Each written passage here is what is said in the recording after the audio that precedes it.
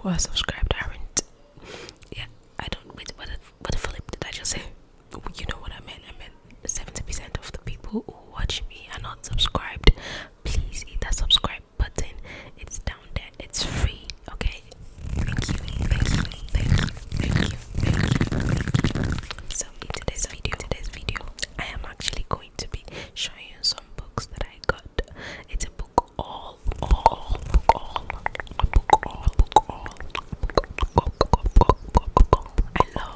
I love volume books, but yeah, these ones are a mix of new books and thrifted books, and I might actually show you some I got to sell. I do sell books also, so yeah.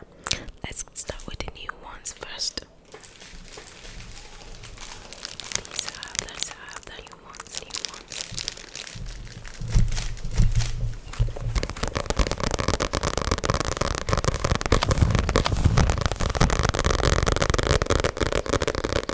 The first one, breath becomes hair. I have been wanting to read this. I've heard good things, only good things about this book. Let me read to you the synopsis. So it says, what do you do when life is catastrophically interrupted? What does it mean to have a child as your own life fades away? What makes life worth living in the face of death? These questions are really deep. At the age of 36, on the verge of completing a decade's training as a surgeon, Paul Kalanithi was diagnosed with inoperable lung cancer. One day he was a doctor treating the line, the next he was a patient struggling to live. Oh my god.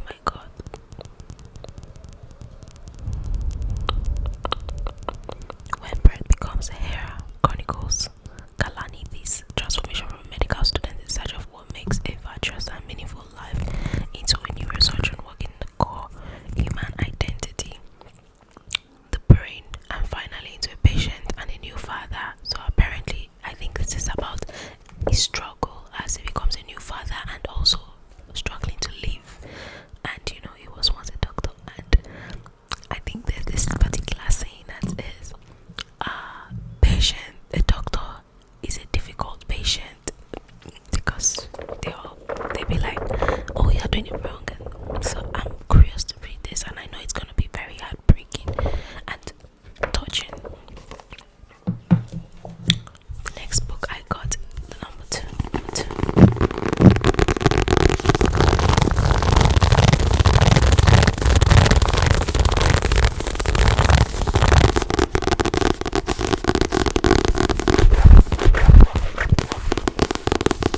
This is the Kite Runner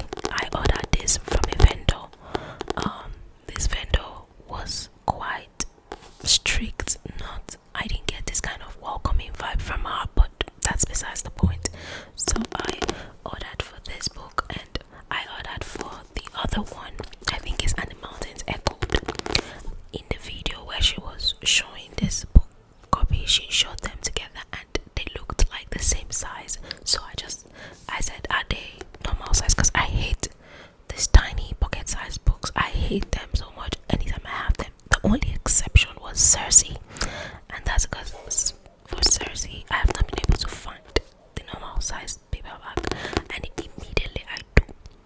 Oh my god, oh my god, oh my god. I am definitely going to reread it and then probably re-annotate. So I sell off my paper pocket size books, or I give them to people. Basically, this vendor legit sent me this as a normal size and that, and then she was claiming that it was a normal size, that is the only size in the market. I'm like, what the fuck? So I had to return that copy to her. She was quite not friendly. I don't like her. I'm never buying from that vendor ever again. You know, there are some people that they would act like they're not gonna buy from a particular vendor, and then they open another account and start to buy from them. I ain't like that. I'll get it from another person. The next book I got is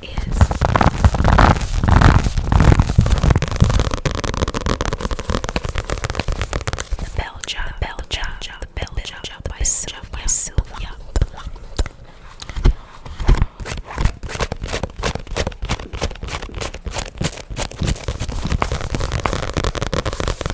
I heard that this was a classic.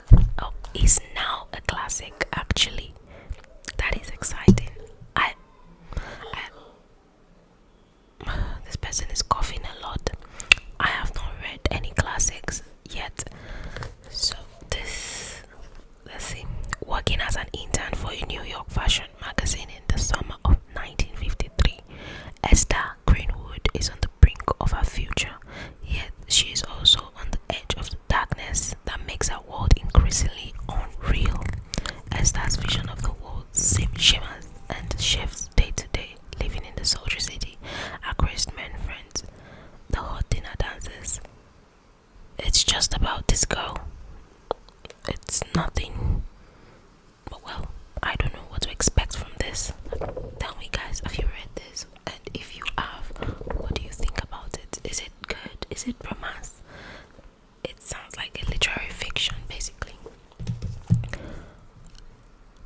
Then the next two books I got were from I've only read one of her books, and I've been buying all her books, and I've not read them. That's plus this one. Vicious. I can't grip.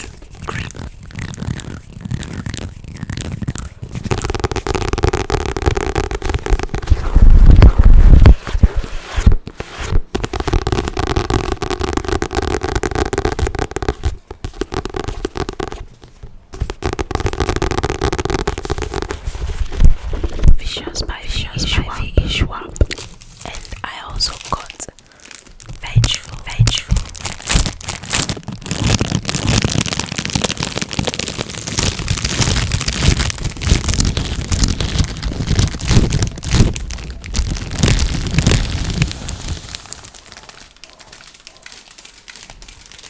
It's so funny that this came in a wrapper, the other one didn't. I don't know why.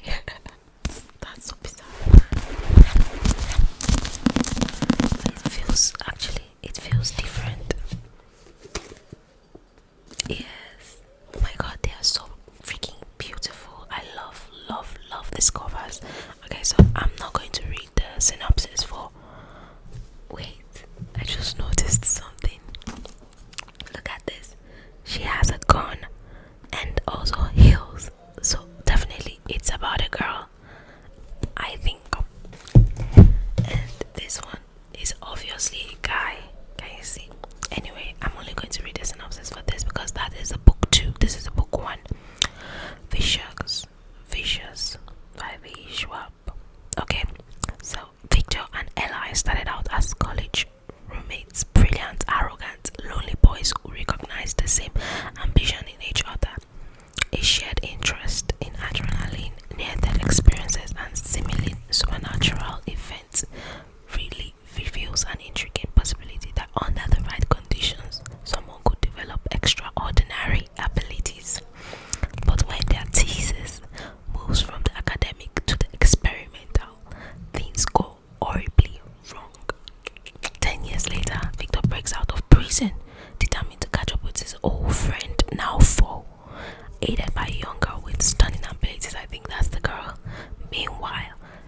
is on a mission to eradicate every other superpowered human that he can find aside from his sidekick, an enigmatic woman with an unbreakable will, armed with terrible power on both sides, driven by the memory of betrayal and loss.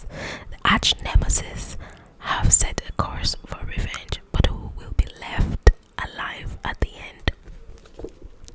Oh my god, that sounds so good. Oh my god, that sounds so freaking good. I love this. Wow. By the way, are you guys reading anything at the moment? Like right now, as you're watching this movie, what book are you reading right now? I would like to know, because I just finished reading Caught Up by Navessa Allen, the second book in the Lights Out. And let's just say it was not what I thought it was gonna be, I just finished reading that like an hour before now that I'm filming. Well. So these are the new ones that I got, the new books that I got. I'm so happy about these. That's 1, 2, 3, 4, 5. That's 5 books. I don't know whether to show you the thrift. Okay, I will show you the thrifted copies. Also, these ones are more. These are the thrifted copies. They are also 1, 2, 3, 4, 5. They are also 5, but I also got 1, 2, 3, 4 other 4 ones that I wanted to sell. So I think those ones I would not read the synopsis for you, but I will read for this one. So like, this is a thrifted copy. It looks freaking new. Oh my god, it looks so freaking new. Like, I'm looking at it and I'm like, are you sure it's not new? God damn. So this is Beg, Borrow or Steal by Sarah Adams. I read When in Rome and Practice Makes Perfect. I preferred Practice Makes Perfect. I've read the Drew book. I read it as an arc, but my friend gifted me the physical copy. It's on my bookshelf. And what other book? When in Rome was okay, cute. The cheat sheet. Oh, that was horrible. That book was horrible. So when I saw this, I'm like, okay.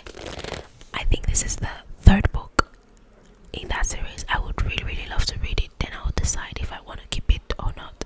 But I think our writing style kind of progressed.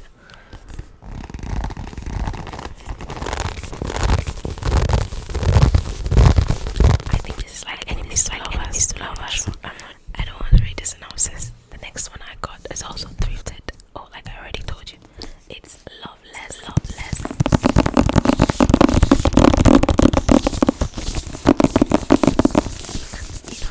The Stopper series. Yes.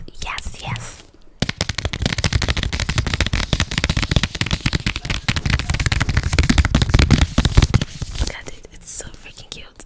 So this, and I think you can see the art stopper. It looks like him. I'm not sure. I'm not really sure. But yeah, this is Loveless. This author. Let's see what this is about. It says, okay, this is the funny, honest, messy story of Georgia, who doesn't understand why she can't crush and kiss and make out like so many of her friends do. Everyone seems to say that dating plus sex equals love. It's not until she gets to college that she discovers the A range of the LGBTQIA plus spectrum. Okay, that is a lot. Coming to understand herself as asexual or aromantic. Oh, I know this girl. I remember her in Art Stopper. She doesn't have this kind of sexual connection. Yeah.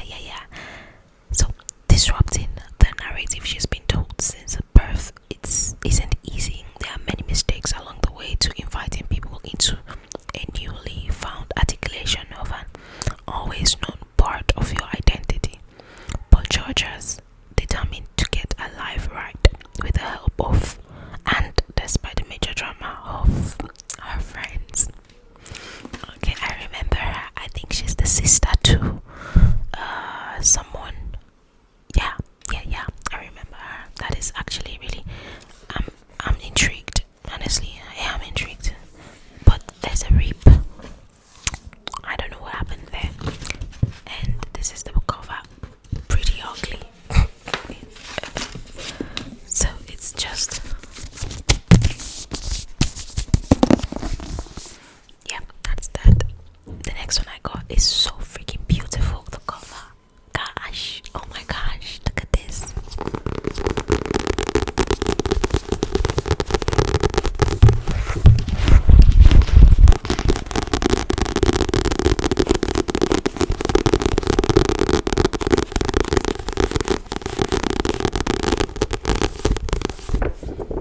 It's the Crescent Tea Room by Stacey Finsky. I don't know.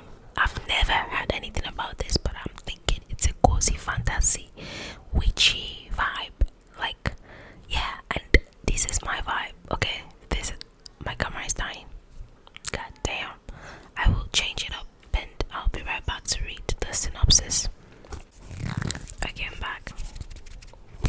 So this is: ever since the ultimate death of their parents, Annie, Beatrice, and Violet quickly have made a business of threading together the stories that rest in the swirls of ginger, cloves, and cardamom that lie at the bottom of their customers' cups.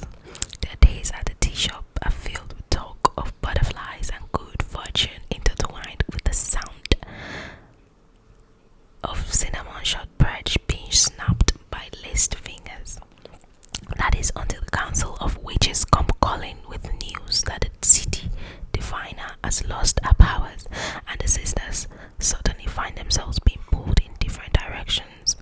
As Annie's magic begins to develop beyond that of her sisters, Beatrice's writing attracts the attention of a publisher, and Violet is enchanted by the song of the circus and perhaps a mischievous trapeze artist threatening to sweep her off her feet.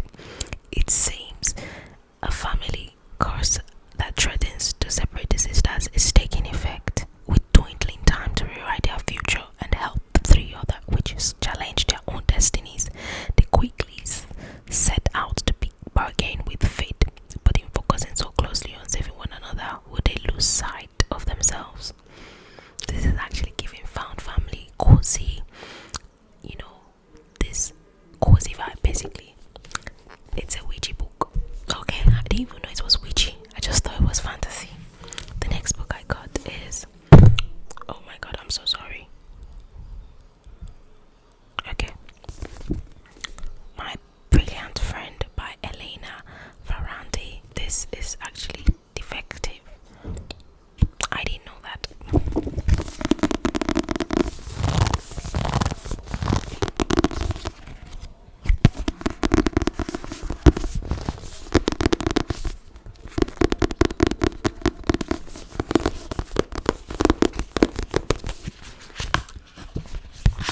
So, the one thing, I had this book on my Kindle, and one thing is, I know this book was among the top 100 books one time like that, and I was also my one of my students actually recommended I get it.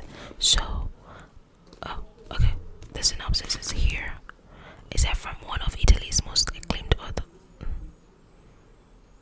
Okay, the story of Elena and Leila begins in the 1950s in a poor but vibrant neighborhood on the outskirts of Naples. Growing up on these tough streets, the two girls learn to rely on each other ahead of anyone or anything else, as their friendship beautifully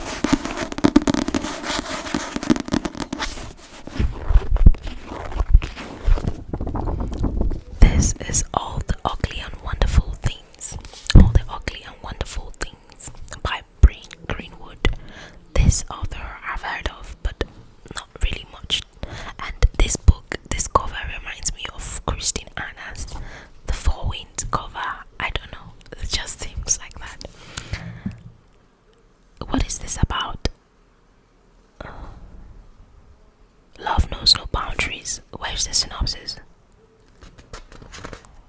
Where's the plot? Okay. A beautiful and provocative love story between two unlikely people, and they add one relationship that elevates them from them above the midwestern metal backdrop of their lives. All the ugly and wonderful things challenges all we know and believe about the human heart. Okay, I don't know what it's. I think it's just a love story, but this is highly rated on Goodreads. Also, very, very, very madass reviews. So I knew that I'm gonna keep this for myself.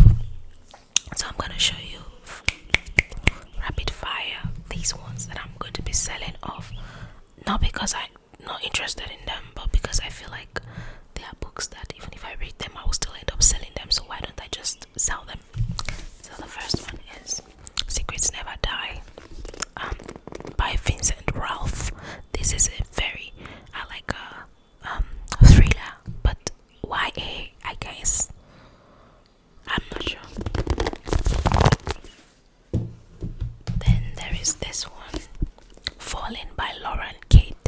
This is very, very highly rated on Goodreads too, but I don't know, for some reason when I see the cover it reminds me of Shatter Me or Twilight. By the way, I've not read Twilight. I don't know what I said. Oh, I said that because I think a friend said something like that. Ellen in the Burned the Island. Now I don't know if I should actually read this. I bought it with the mindset of keeping it for myself to read because Ellen in the Burned is like it's summer right now, so it's a perfect summer read. But I don't know. Should I give it a try? Should I read it? And the last book is this.